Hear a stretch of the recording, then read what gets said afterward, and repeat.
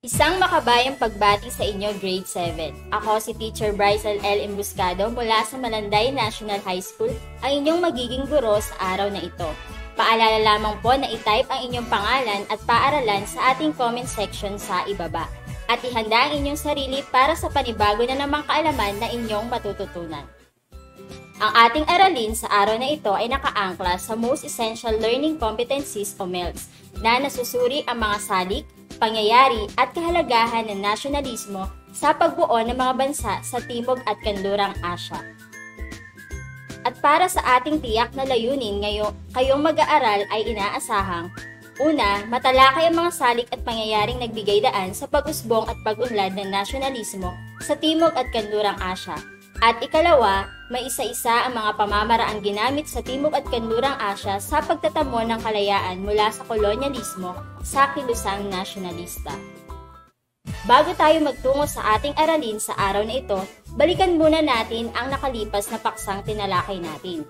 Para sa ating panuto, piliin ang titik ng tamang sagot. I-comment nyo lamang ang inyong mga sagot sa ating chat box.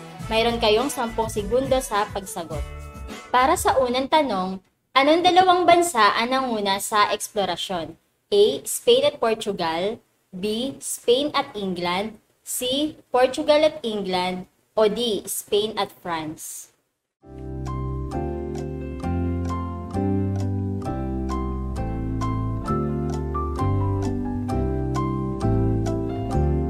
Ang tamang sagot ay A. Spain at Portugal. Mahusay. Ikalawang katanungan. Sino ang nakadiskubre ng Cape of Good Hope? A. Amerigo Vespucci. B. Bartolomeo Diaz. C. Vasco da Gama. O D. Christopher Columbus.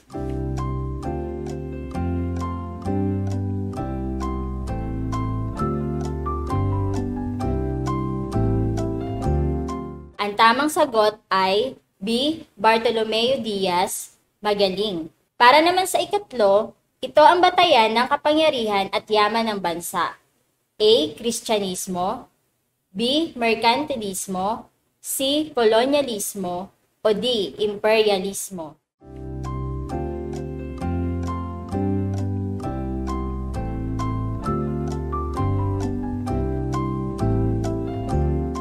Ang tamang sagot ay B. Merkantilismo.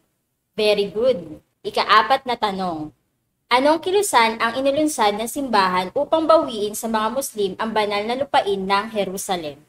A. Katolisismo. B. Merkantilismo. C. Tordesillas. O D. Krusada.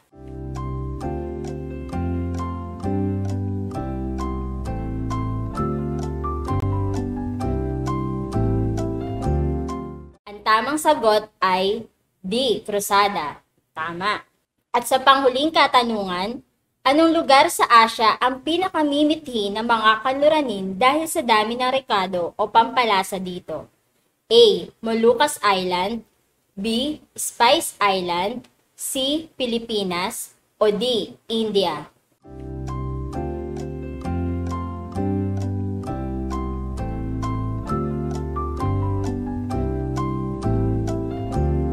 Ang tamang sagot ay A. Moluccas Island. Magaling! Tunay ngang naunawaan nyo na ang nakalipas na araling tinalakay natin. Bilang pagpapatuloy ng ating aralin, magkakaroon muna tayo ng maiksing laro. Ito ay pinamagalan kong Guess the Words. May mga larawan at salita akong ipapakita sa inyo kung saan ito ay inyong pagsasama-samahin upang mabuo ninyo kung anong salita o mga salita ang tinutukoy dito. I-comment nyo lamang ang inyong sagot sa ating comment section.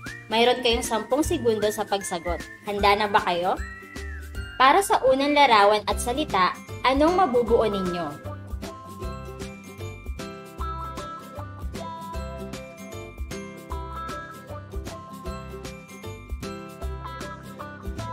Ang tamang sagot ay nasyonalismo. Mahusay. Para naman sa ikalawa.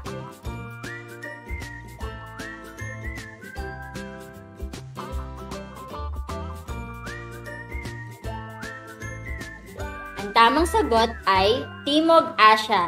Magaling! At para naman sa panghuling larawan, ano kayang mabubuo ninyo?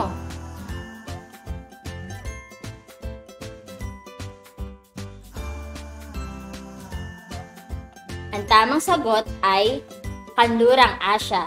Very good! Mula sa mga salitang nabuo natin, kung ito ay ating pagsasama-samahin, ano ang mabubuo natin? Very good! Nasyonalismo sa Timog at Kanlurang Asya. Sa pagkakataon namang ito ay mababatid mo ang naging reaksyon ng mga Asyano sa mga patakarang ipinatupad ng mga dayuhan sa mga bansa ng Timog at Kanlurang Asya. Ang kanilang pagpapakita ng nasyonalismo na nakatuon laban sa mga kanluranin. Marahil na itatanong mo sa iyong sarili, ano ang nasyonalismo? Paano ang ating mga kapwa Asyano sa Timog at Kanlurang Asya tumugon sa pananakop na ginawa ng mga kanluraning bansa? Nakaapekto ba sa mga tao at paglaya ng mga bansa sa Timog at Kanlurang Asya ang pagpapakita ng nasyonalismo? Samahan niyo ako sa isang makabuluhan at makabayang pagtalakay ngayong umaga. Ang pananakop, pagpapasailalim sa kapangyarihan at pagsasamantala ng mga bansang kanluranin sa mga bansang Asyano ang nagbigay daan sa pag-usbong ng nasyonalismo sa Asya. Ang nasyonalismo ay damdaming makabayan na maipapakita sa matinding pagmamahal at pagpapahalaga sa inang bayan. Ang nasyonalismo sa Asya ay may dalawang anyo. Una ay ang defensive nationalism o mapagtanggol na nasyonalismo gaya ng ipinakita ng bansang Pilipinas. Dito ipinapamalas mo ang pagmamahal mo sa sarili mong bayan nang hindi mo ikinahihiya anumang pagsubok o kalagayan ang ating kinakaharap ay kaya mong ipagtanggol ang ating bayan sa mga taong kumakalaban dito. Ang ikalawa naman ay ang aggressive nationalism o mapusok na nasyonalismo na minsang ginawa ng bansang Hapon. Dito naman ay ipinapamalas mo ang agresibong pagmamahal sa bansa na kaya mong gawin ang lahat, mapaglaban lamang ang pagkakakilanlan, kabilang na dito ang paggamit ng sandat at dahas laban sa mga mananakop o terorismo. Pangunahing manifestasyon ng nasyonalismo ay pagkakaisa. Makikita ito sa pagtutulungan, pagkakabuklod sa iisang kultura, saloobin at hangarin. May ituturing ding manifestasyon ng nasyonalismo ang pagmamahal, pagtangkilik sa sariling mga produkto, ideya at kultura ng sariling bayan. Naipapakita rin ang nasyonalismo sa pagiging makatwiran at makatarungan. Ang kahandaang magtanggol at mamatay ng isang tao para sa bayan ay maituturing na pinakamahalagang manifestasyon ng nasyonalismo. Dahil sa hangarin ng mga Asyano na wakasan ang panghihimasok ng mga kanluraning bansa sa kanilang kinamulatang pamumuhay at makantan ang kalayaan, maraming makabayang samahan ang naitatag sa Asya. Ang mga samahang ito ay pinangunahan ng mga kabataang nakapag-aral. Tunghayan natin ang nasyonalismong ipinakita sa Timog at Kanlurang Asya. Unahin nating talakayin ang pag-usbong ng nasyonalismo sa Timog Asya, partikular sa bansang India. Ang pananakop ng mga Ingles sa India ang nagbigay daan upang magising ang diwa ng nasyonalismo dito. May iba't iba mang wika at relihiyon ang mga Indian ay kumilos at nagkaisa upang umunlad at makabuo ng isang malayang bansa. Pinakinabangan ng husto ng mga Ingles bilang among kolonyal ng India ang mga likas na yaman nito. Dahil din sa pananakop ay naranasan din ng mga Indian ang mga patakarang para sa kanilang kultura ay di angkop. Tulad na lamang ng pagpapatigil ng mga Ingles sa suti o sati. Ito ay ang pagpapatiwakal ng mga biyudang babae at pagsama sa libing ng namatay na asawa. Ipinatigil din ng mga Ingles ang female infanticide. Ito naman ay ang pagpatay sa mga batang babae upang hindi maging suliranin at pabigat sa mga magulang pagdating ng panahon na ito'y mag-asawa na. Naging dahilan din ng paglaban ng mga Indian sa mga Ingles ang di pantay na pagtingin sa kanilang lahi o racial discrimination. Ito ang naging dahilan upang maisagawa ang pag-aalsa ng mga sepoy. Minsang naipatupad ng mga Ingles ang di pantay na pagtrato sa mga sundalong Indian, malimit ay mataas na ranggo at sweldo ang ibinibigay sa mga sundalong Ingles kaysa sa mga sundalong Indian na nasa mababang posisyon at sweldo. Tumutol din ang mga sundalong Indian, Hindu at Muslim sa pagpapagamit sa kanila ng langis na pinaghihinalaang nagmula sa langis ng hayop para sa paglilinis ng kanilang mga rifle at cartridge. Mas tumindi pa ang pagpapakita ng nasyonalismo ng mga Indian nang maganap ang Amritsar Massacre noong Abril 13, 1919. Maraming mamamayang Indian ang namatay sa isang selebrasyon dahil sa pamamaril ng mga sundalong Ingles. Sa kaganapang ito ay namatay ang may 400 katao at mayroong 1,200 na mga nasugatan. Nagkaroon naman ng hiwalay na pagkilos ang mga Indian dahil sa kanilang magkakaibang pananampalataya. Naitatag ang All Indian National Congress sa panig ng mga Hindu na ang layunin ay matamo ang kalayaan ng India. Naitatag naman ang All Indian Muslim League noong Disyembre 30, 1906. Pinangunahan ito ni Muhammad Ali Jinnah na kung saan ang interes ng mga Muslim ang binigyang pansin. Layunin ng mga kasapi nito na magkaroon ng hiwalay na estado para sa mga Muslim. Nanguna si Mohandas Karamchand Gandhi sa layuning matamo ang kalayaan ng India, isang Hindu na nakapag-aral sa isang pamantasan sa England, nakapagtrabaho sa South Africa. Siya ang namuno upang ipaglaban ang hinaing ng mga Indian laban sa mga mananakop na Ingles. Si Gandhi ay naging inspirasyon ng marami dahil sa kanyang katangi-tanging tahimik na pamamaraan ng pagtutol upang matamo ng India ang kalayaan. Nakilala siya bilang Mahatma o dakilang kaluluwa. Tinuruan niya ang mamamayan na humingi ng kalayaan na hindi gagamit ng karahasan dahil naniniwala si Gandhi sa ahimsa o lakas ng kaluluwa at satyagraha sa pakikipaglaban. Hindi rin niya sinang-ayunan ang pagtatangi sa untouchables at sati na para sa mga kababaihan. Ipinakilala rin ni Gandhi ang paraang civil disobedience kung saan ay hinikayat niya ang mga Indian na gumawa ng pag-boycott o hindi pagbili sa mga kalakal o produktong Ingles, lalo na ang telang negosyo ng mga ito. Isinagawa rin niya ang pag-aayuno o hunger strike upang makuha ang atensyon ng mga Ingles at upang mabigyan ng agarang pansin ang kanilang kahilingang lumaya. Labas-masok man sa piitan ay hindi pa rin siya natakot. Sa halip ay nagpatuloy pa rin si Gandhi sa kanyang mapayapang pakikibaka hanggang sa makamit ng mga Indian ang kanilang kalayaan. Nakamit ng India ang kanilang kalayaan noong Agosto 15, 1947 sa pamumuno ni Jawaharlal Nehru. Nabaril at napatay si Gandhi noong Enero 30, 1948 na hindi nagtagumpay sa kanyang adhikain na mapagkasundo ang mga Hindu at Muslim. Kaalinsabay ng paglaya ng India ang pagsilang ng bansang Pakistan sa pamumuno ni Muhammad Ali Jinnah, kinilala bilang ama ng Pakistan, isang abogado at pandaigdigang leader. Siya ang namuno sa All India Muslim League noong 1906. Layunin ng samahan ang magkaroon ng hiwalay na estado para sa mga Muslim. Namuno siya upang ang Pakistan ay lumaya mula sa India. Noong Agosto 14, 1947 nang ipinagkaloob ang kalayaan ng Pakistan. Si Muhammad Ali Jinnah ang itinanghal na kauna-unahang gobernador-heneral ng Pakistan.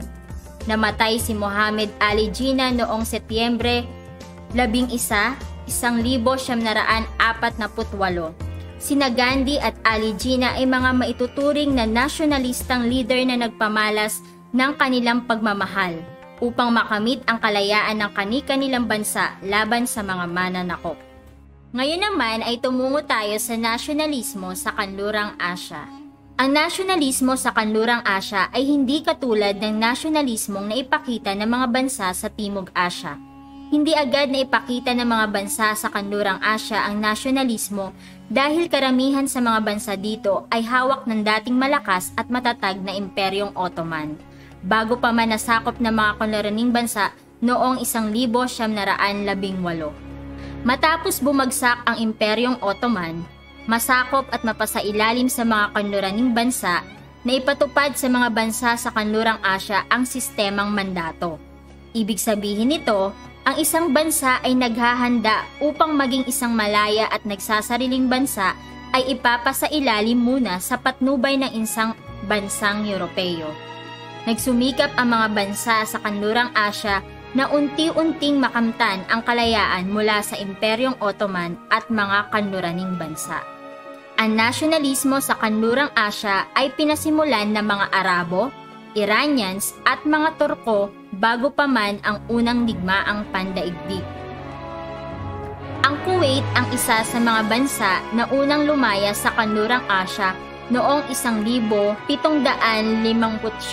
Natamo naman ng Lebanon ang kanyang kalayaan mula sa mga Imperyong Ottoman noong 1770 at noong 1926. Ito ay naging ganap na republika sa ilalim ng mandato ng bansang France. Isa naman ang bansang Turkey na humingi ng kalayaan sa pamumuno ni Mustafa Kemal na nagsulong sa pagkakaroon ng isang republika.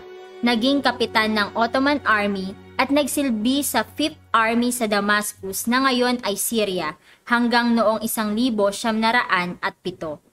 Isa si Mustafa na hindi pumayag sa kasunduan ng Italy at France noong matapos ang kanilang digmaan noong 1911 hanggang 1912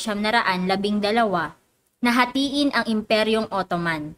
Siya ang naging susi sa isang pagkilos na naganap noong Disyembre 1911 sa Battle of Tobruk na kung saan ay may 200 Turko at Arabong militar lamang ang lumaban sa 2,000 Italianong naitaboy at 200 na nahuli at napatay, bagamat nagtagumpay pa rin ang mga Italiano. Si Mustafa Kemal ang nagbigay daan sa pagtatamo ng kalayaan ng Turkey. Sa kabila na ito ay binalak paghati-hatian ng mga kanluraning bansa tulad ng France, Britain, Greece at Armenia. Siya ang tumawag ng halalang pambansa at hiwalay na parlamento na siya ang nagsilbing tagapagsalita. Ito ang Grand National Assembly ng Turkey. Ito ang nagbigay daan upang ang mga Turkong militar ay mapakilos na hingin ang kalayaan ng bansang Turkey sa pamamagitan ng Kasunduang Luzon. Noong 1923 na isilang ang Republika ng Turkey. Si Ibn Saud ang kauna-unahang hari ng Saudi Arabia. Matapos ang unang digmaang pandaigdig, sinikap ng mga Ingles na mapalapit sa kanya. Ngunit di ito nagtagumpay, sa halip ay pinaboran ang kanyang katunggali na si Hussein ibn Ali ng Hejaz. Noong 1924 hanggang 1925, napabagsak ni Ibn Saud si Hussein at ipinoklama ang kanyang sarili bilang hari ng Hejaz at Nejd. Pagkatapos matipon ang halos kabuuan ng Tangway Arabia, taong 1932, binigyan ni Ibn Saud ang kanyang kaharian ng bagong pangalan bilang Saudi Arabia. Nagtagumpay siya na mahimok ang mga nomadikong tribo o pangkat etniko na mapaayos ang kanilang pamumuhay at iwasan na ang gawain ng panggugulo at paghihiganti. Sa kanya ring pamumuno ay nawala ang mga nakawan at pangingikil na nangyayari sa mga dumadalo ng pilgrimage sa Mecca at Medina. Si Haring Ibn Saud ang nagbigay ng pahintulot sa isang kumpanya ng Estados Unidos noong 1936 at 1939 upang magkaroon ng oil concession sa Saudi Arabia. Pinatunayan ng bansa na ang mina ng langis ang pinakamayaman sa daigdig na nakatulong upang ito ay magkaroon ng pambansang pag-unlad. Noong ikalawang digmaang pandaigdig, si Haring Ibn Saud ay nanatiling neutral, ngunit di rin naiwasan na siya ay minsang pumabor sa mga allies. Hindi siya seryosong nakialam sa digmaang Arab-Israel noong 1948. Pinalitan siya ng kanyang panganay na anak na si Prince Saud. Ang Iraq naman ay naging protektado ng England noong 1932. Naranasan naman ng mga Jew o Israelite ang Holocaust sa Europe. Ito ang sistematiko at malawakang pagpatay ng mga Nazi German sa mga milyong Hudyo o Jew. Matapos ang ikalawang digmaang pandaigdig noong 1945, naisagawa rin ng mga Jew ang Zionism. Ito ang pag-uwi sa lupain ng Palestine ng mga Jew mula sa iba't ibang panig ng daigdig. Mula nang manirahan ang mga Jew sa Palestina, ay nagsagawa ang mga ito ng modernisasyon sa larangan ng industriya, agrikultura, pagnenegosyo at maging sa larangan ng agham. Ito ang nagbigay daan upang ang mga Jew ay magkaroon ng mas mataas na antas ng pamumuhay kaysa sa mga Arabo na naging dahilan naman upang magkaroon ng hindi magandang samahan ang dalawang pangkat, at sa bandang huli ay hiniling ng mga Arabo na ihinto na ang pagbabalik ng mga Jew sa Palestina. Simula nang maideklara ang Republika ng Israel noong Mayo 14, 1948, nagsimula na ang tensyon sa Palestina. Sa ating pagtalakay, nalaman natin ang tungkol sa mga tunay na kaganapan sa pag-usbong ng nasyonalismo sa mga bansa sa Timog at Kanlurang Asya. Ang mga natalakay nating leader nasyonalista ay nagsilbing inspirasyon ng mga Asyano sa kanilang pamumuhay. Tunay na maraming leader sa Timog at Kanlurang Asya ang nagpamalas ng pagiging makabayan, nagpunyagi at nagtagumpay na matamo ang inaasam na kalayaan ng kani-kanilang mamamayan at bansa. Sa ating pagtatapos, sukatin ko nga kung tunay ninyo na unawaan ang mga pinag-aralan natin. Ito ay pinamagatan pong Name It to Win It.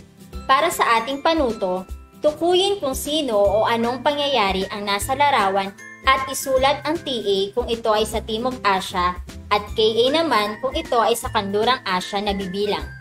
Isulat ang inyong sagot sa ating chat box. Mayroon kayong 5 segundo sa pagsagot. Para sa unang bilang,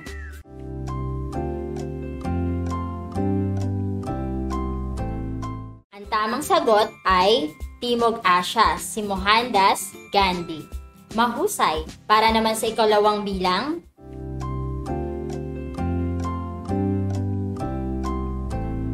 ang tamang sagot ay KA, sa Kanlurang Asya.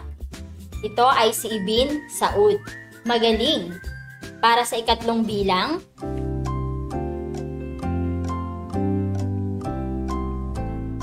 ang tamang sagot, KA, sa Kanlurang Asya. Ito ay Holocaust. Tama. Para sa ikaapat na bilang,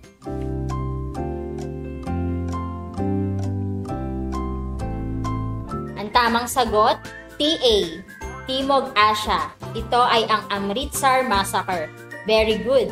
At panghuling larawan.